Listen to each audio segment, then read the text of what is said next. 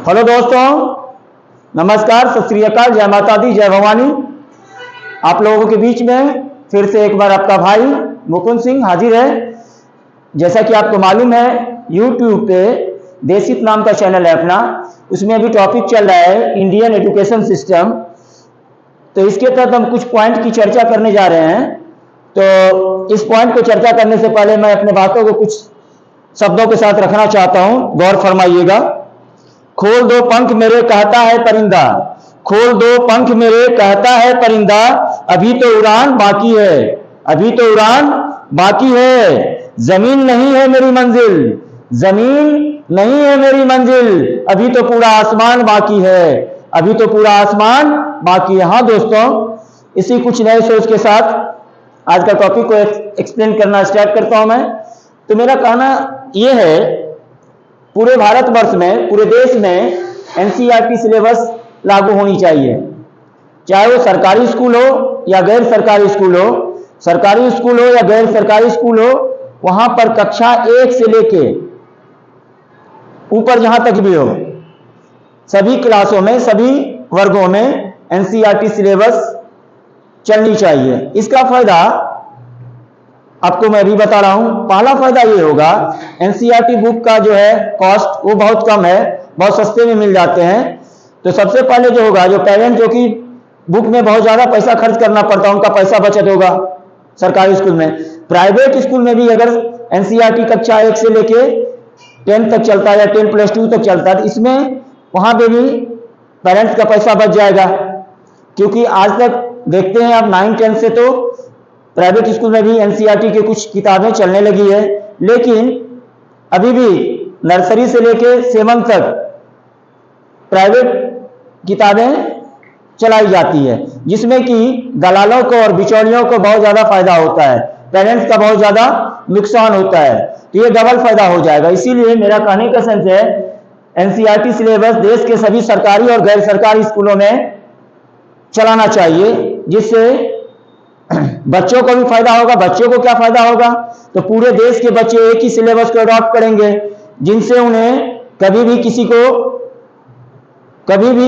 किसी स्टेट के बच्चों से कोई कंप्लेन नहीं होगा। ये उस स्टेट के बच्चे दूसरे सिलेबस को स्टडी कर रहे हैं, हम दूसरे सिलेबस को स्टडी कर रहे हैं, तो बच्चे में ये मानसिकता, कंपेयर की मानसिकता नहीं होगी।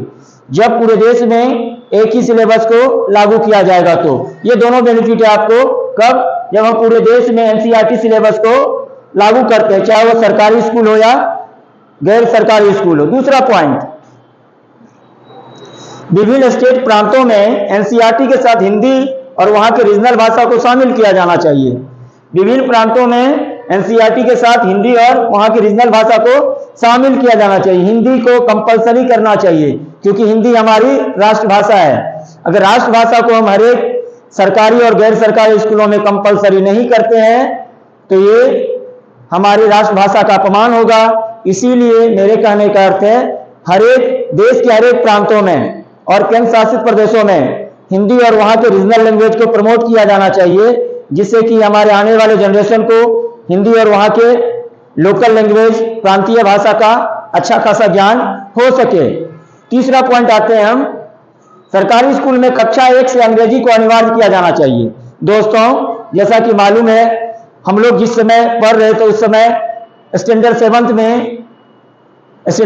से अंग्रेजी की पढ़ाई शुरू होती थी। तो मेरे कहने का अर्थ है, अगर गांव के बच्चे इंग्लिश में कमजोर होते हैं, क्योंकि उन्हें इंग्लिश मीडियम की शिक्षा दी नहीं जाती है, तो मेरे कहने का सेंस ये है, सरकारी स्कूल में भी स्टैंडर्ड 1 से इंग्लिश की पढ़ाई की जानी चाहिए। अगर सरकारी स्कूल में भी स्टैंडर्ड 1 से या स्टैंडर्ड 1 से अंग्रेजी अनिवार्य कर दिया जाएगा, तो गांव के बच्चे भी इंग्लिश में बहुत अच्छे हो जाएंगे और वो शहर के बच्चों के पैरेलल हो सकते हैं। शहर के बच्चों के पैरेलल में वो अपना विकास कर सकते हैं। चौथा पॉइंट क्या है मेरा, सरकारी स्कूल और प्राइवेट स्कूल में प्रयोगशाला और पुस्तकालय का समुचित व्यवस्था होना चाहिए। दोस्तों, जैसे कि मालूम है, आजकल आप तमाम लोग लगभग गांव से निवास करते हैं और कुछ गांव से आके अब शहर में बहुत आदमी रहने लगे हैं। तो सभी लगभग 60 से 70%, 68% पॉपुलेशन अभी भी गांव में निवास करती है हमारे देश की। तो हमारा देश का आत्मा तो गांवों में बसता है ना। तो मेरे कहने का सेंस ये है, जो हर एक स्कूल में, चाहे वो हाई स्कूल हो या मिडिल स्कूल हो, वहां पे प्रयोगशाला की व्यवस्था नहीं है, चाहे वो सरकारी हो या प्राइवेट हो। कितने भी बड़े प्राइवेट स्कूल को ले लो, वहां पर प्रैक्टिकल की बहुत बड़े बड़े जो प्राइवेट स्कूल हैं वहां पे तो थोड़ी बहुत प्रैक्टिकल की व्यवस्था है, लेकिन वहां भी ढंग से समुचित तरीके से प्रैक्टिकल की उचित व्यवस्था और समुचित व्यवस्था नहीं है, जिनसे कि बच्चों को तकनीकी ज्ञान नहीं मिल पाता है। और अगर बच्चों को बेसिकली तकनीकी ज्ञान नहीं मिल पाएगा तो बच्चे को आगे चलकर आने वाले फ्यूचर में, आने वाले भविष्य में वो टेक्निकल फील्ड में उतने ज्यादा सक्षम, कैपेबल नहीं हो पाएंगे।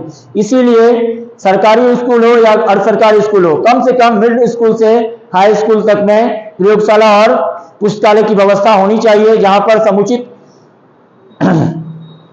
समुचित तरीके से प्रयोग होना चाहिए, जिससे कि बच्चों का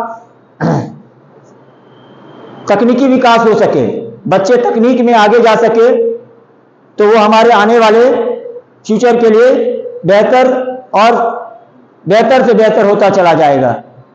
चाइना आपके बारे में आपको मालूम होगा, चाइना में वहां पे टेक्निकल एजुकेशन की व्यवस्था है। वहां के बच्चे बहुत ज्यादा नहीं पढ़ते, पीएचडी नहीं करते हैं, बहुत कम बच्चे पीएचडी करते हैं, लेकिन जो टेक्निकल एजुकेशन है बहुत ही स्ट्रांग है, उनके लिए बहुत सारे व्यवसाय हैं, क्योंकि वो क्रिएटर होते हैं, वो किसी पे डिपेंड नहीं होते हैं। जिनके पास तकनीकी ज्ञान है वो किसी दूसरे पे डिपेंड नहीं होते हैं, वो सरकार को ब्लेम नहीं करते हैं। तो आजकल जो प्रधानमंत्री जी हमारे कौशल विकास केंद्र की स्थापना कर रहे हैं, जगह जगह कौशल विकास केंद्र खोल रहे हैं, उनमें टेक्निकल एजुकेशन दी जाती है। तो अगर वही एजुकेशन स्कूल में बच्चे को शुरू से ही दी जाए तो बच्चे बहुत ज्यादा मजबूत हो जाएंगे पर्टिकुलर सेक्टर में। अगला पॉइंट क्या है मेरा, प्राइवेट स्कूल की फीस का निर्धारण सरकार के द्वारा होनी चाहिए।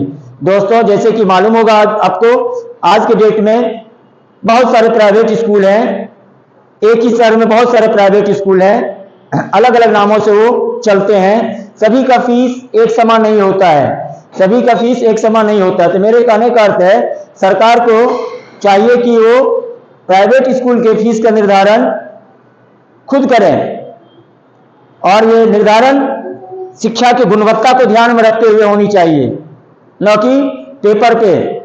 तो ये मैं कहना चाहूंगा, प्राइवेट स्कूल की फीस का निर्धारण सरकार के द्वारा होनी चाहिए। बहुत सारे स्कूल जो है मनमानी तरीके से अपना फीस लेते हैं, जितना मानो अपना फीस का डिसीजन वो खुद करते हैं। इनमें सरकार की बहुत ज्यादा भागीदारी नहीं होती है, भागीदारी होती भी है तो भागीदारी केवल पेपर पे होती है, ऑन द ग्राउंड कोई पार्टिसिपेशन नहीं होता है सरकार का। तो मैं अनुरोध करना चाहूंगा इस पॉइंट को भी नजर में रखा जाए।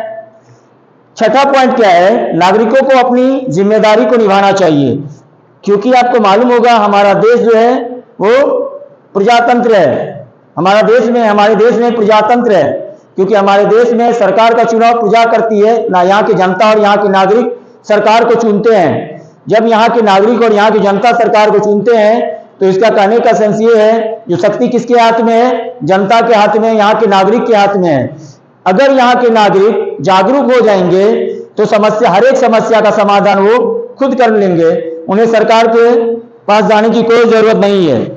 अगर हम सभी नागरिक जागरूक हो जाएंगे, सभी नागरिक अगर जागरूक हो जाएंगे तो हमारे समाज में किसी भी तरह की कोई भी समस्या हो, उसका निराकरण, उस समस्या का समाधान हम सब नागरिक आपस में मिल बैठ के कर सकते हैं। इसीलिए मेरे कहने का अर्थ है, सरकार का जो काम है सरकार तो अपने काम करती रहेगी, क्योंकि सरकार तो आती जाती रहती है, लेकिन हम समाज के नागरिक समाज में ही रहते हैं। इसीलिए अगर समाज के लोग जागरूक हो जाएंगे, वो बुनियादी चीजों को प्रमोट करेंगे, शिक्षा के स्तर को ऊपर उठाने में मदद करेंगे, तो हमारे समाज का नवनिर्माण होगा, हमारे समाज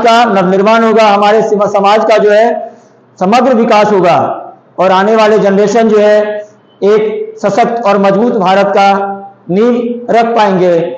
इसीलिए दोस्तों, एक बार फिर से मेरे कहने का अर्थ ये है कि नागरिकों को अपनी जिम्मेदारी को निभाना चाहिए, हर एक स्तर पर जो जहां है वहीं से अपनी जिम्मेदारी को निभाएं, क्योंकि ये हमारे देश के लिए बहुत ही जरूरी है। थैंक यू, बहुत बहुत धन्यवाद।